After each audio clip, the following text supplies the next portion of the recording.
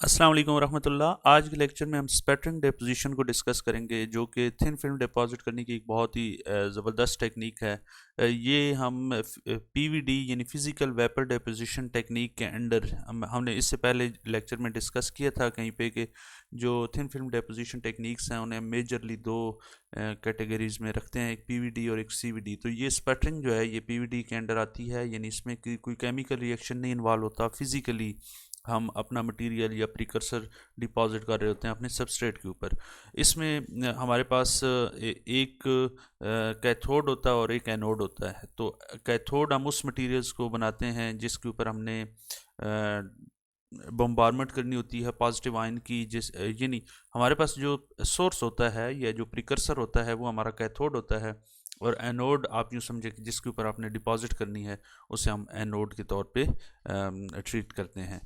ये सबसे पहले जो है रिफ्रैक्टरी जो मेटल्स हैं उनको उनकी थिन फिल्म डिपॉजिट करने के लिए बनाया गया था, लेकिन उसके बाद ऑफ कोर्स जैसे जैसे इसके प्रोसेसेस में इम्प्रूवमेंट्स आती गई और उसके साथ साथ इसकी जो मटेरियल की रेंज है वो भी बढ़ती गई, और अब जो है स्पटरिंग डिपोजिशन से हम एक एक बहुत मेजर वैरायटी ऑफ मटेरियल्स हम डिपॉजिट कर सकते हैं थ्रू दिस टेक्निक। अब इसको हम डिस्कस करते हैं कि इसका एक्सपेरिमेंटल सेटअप कैसे होता है। आप ये समझें कि आपके पास ये एक स्पटर टारगेट है, ये वो मटेरियल है जो आपने डिपॉजिट करना है। इसके ऊपर यहाँ पर आपने सबस्ट्रेट रखा होता है, सबस्ट्रेट के ऊपर आपने डिपॉजिट करना होता है। यहाँ से मटेरियल एवोपरेट कैसे होगा, यहाँ से मटेरियल कैसे यहाँ से निकलेगा और यहाँ तक पहुँचेगा, ये कोई हम हीट नहीं करेंगे, बल्कि इसके लिए जो स्पटर सोर्स होगा वहाँ पर हम एक स्पटरिंग गैस होगी जो कि यहाँ पर इस वोल्टेज के अंदर हम हाई वोल्टेज अप्लाई कर रहे होते हैं तो वो आयनाइज हो जाती है। उस गैस के आयोनाइज गैस को हम इसके ऊपर स्ट्राइक करते हैं और जिसके नतीजे में इसके एटम्स स्पटर आउट होते हैं और वो वहाँ जाके ऊपर डिपॉजिट हो जाते हैं। ये वैक्यूम चैम्बर में होता है, यानी हम अल्ट्रा हाई वैक्यूम तो नहीं होता, लेकिन ऑफ कोर्स इसमें हम किसी न किसी सतह का वैक्यूम हम क्रिएट करते हैं। उसके लिए इसके सेटअप में फिर ऑफ कोर्स वैक्यूम के लिए पंपिंग सिस्टम होते हैं। इसके अलावा भी वैक्यूम के अलावा भी चूँकि आपने स्पटर गैस को इन करना होता है, उसे आउट करना होता है, तो उसके लिए भी आपके पास पंपिंग सिस्टम मौजूद होता है।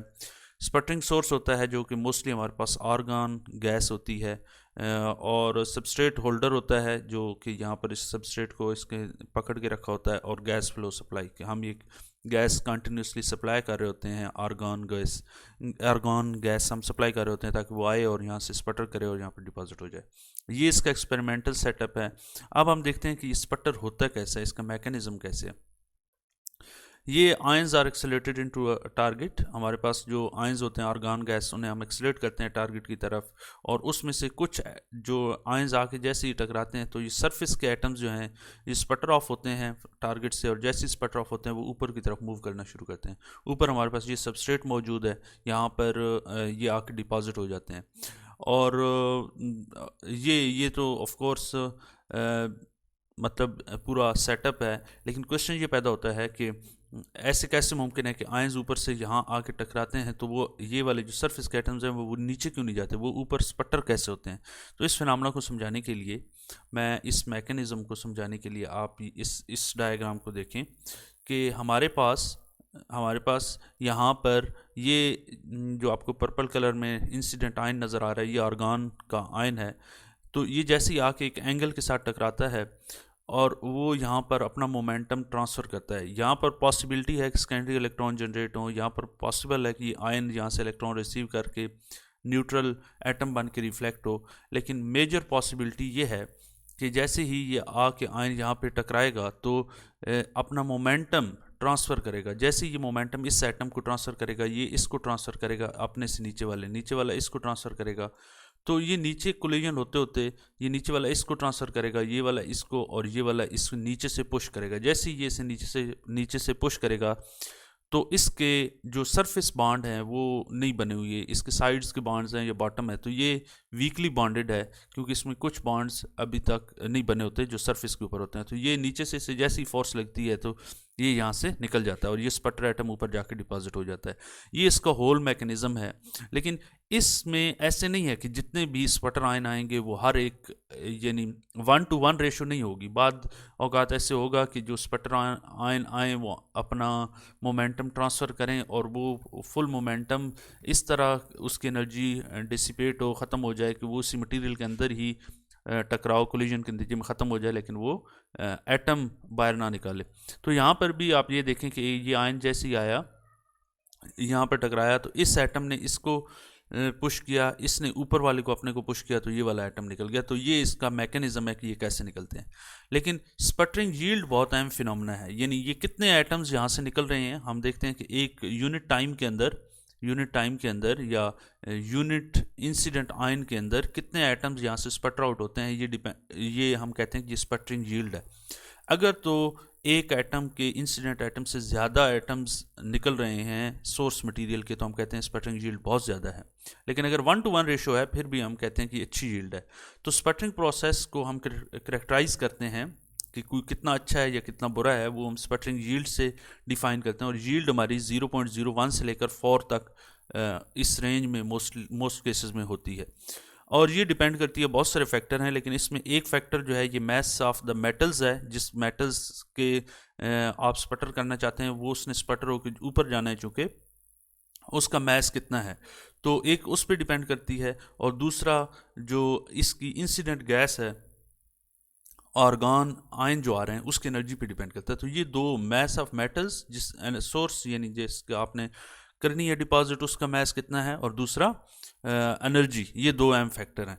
उसके बाद हमारे पास आता है कि ये जो यील्ड है, यील्ड इसके अलावा भी कुछ फैक्टर्स हैं, उनको भी हम डिस्कस करते हैं। लेकिन यहाँ पर यूँ समझें कि जैसे जैसे आप इंसिडेंट आयन की एनर्जी इंक्रीज़ करते जाते हैं, अगर आप इस एक कर्व को कंसिडर करें, तो जैसे जैसे आप इंसिडेंट आयन की एनर्जी इंक्रीज़ करेंगे तो आपके पास यील्ड इंक्रीज़ होगी। एक तो आप ये समझें।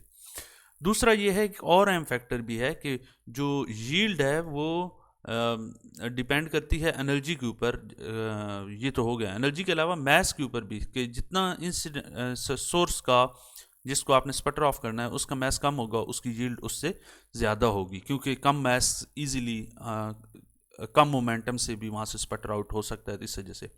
और इसके अलावा एक और बहुत अहम फैक्टर है कि वो इंसिडेंट बीम जो आ रहा है उसका एंगल क्या बन रहा है। मिसाल के तौर पे जो आर्गन आयन आ रहा है वो इसके साथ किस एंगल के साथ टकराएगा।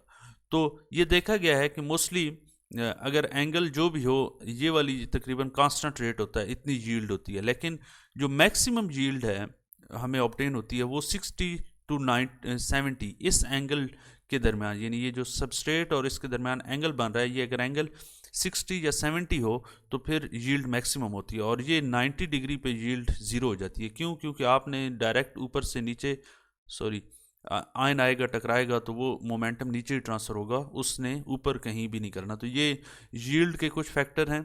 इसके अलावा नेक्स्ट अब हम देखते हैं कि जो स्पटरिंग है इसमें अलाय की जो कंपोजिशन है, अगर आप अलाय की कंपोजिशन ऑब्टेन करना चाहते हैं तो आप वो भी कर सकते हैं। यहाँ पर ये आप देखें कि composition of alloy in film is approximately the same as alloy in target. ये बहुत अहम खूबी है। ऑपरेशन में ये प्रॉब्लम होता था कि हम अलाय की कंपोजिशन कंट्रोल नहीं कर सकते थे, लेकिन यहाँ पे हम इजीली ये कर सकते हैं। यहाँ पर आपको दो फिनोमेना दिखाए गए हैं। ये 1:1 एटम की अरेंजमेंट है, येलो है, पर्पल है, येलो पर्पल। तो इसमें जो येलो है ना, उसकी बॉन्डिंग यहाँ पर वीक है, इस वजह से उसकी यील्ड बहुत ज़्यादा है, और इसकी जो पर्पल है उसकी यील्ड कम है। तो ये कह रहा है बिफोर सरफेस इक्विलिब्रियम, जब सरफेस इक्विलिब्रियम में नहीं है तो ये येलो की यील्ड ज़्यादा है, इसकी कम है। लेकिन जैसे ही सरफेस इक्विलिब्रियम आती है, यहाँ पर अब पर्पल की कंसनट्रेशन ज़्यादा हो गई है, येलो की कंसनट्रेशन कम है, 2:1 है। तो अब इन दोनों की यील्ड सेम है, अगरचे बॉन्ड स्ट्रेंथ मुख्तलिफ है। उसके बाद अभी ये कुछ स्पटरिंग की डेपोजिशन की एडवांटेजेस हैं, आप इन्हें देख लें कि आप इसका सबसे बड़ा फ़ायदा ये है कि ये अलाय की कंपोजिशन के लिए अलाय को डिपॉजिट कर सकते हैं आप। एलिमेंट और कंपाउंड एक बहुत बड़ी वैरायटी मौजूद है। इसके नतीजे में बहुत स्टेबल हमारे पास थिन फिल्म डिपॉजिट होती हैं। और इसके अलावा जो है ना, आपको सोर्स और सबस्ट्रेट को बहुत करीब करीब रखना पड़ता है, इंतहाई अल्ट्रा हाई वैक्यूम की ज़रूरत नहीं होती। और sputter deposition chamber can have a small volume, तो ऑफ कोर्स ये करीब करीब होते हैं तो वॉल्यूम स्मॉल होता है। ये था पूरा स्पटरिंग प्रोसेस। अगर आपने हमारे चैनल को सब्सक्राइब नहीं किया तो प्लीज़ सब्सक्राइब कर लें। अगले लेक्चर में मिलते हैं एक न्यू टेक्निक के साथ। Thank you so much.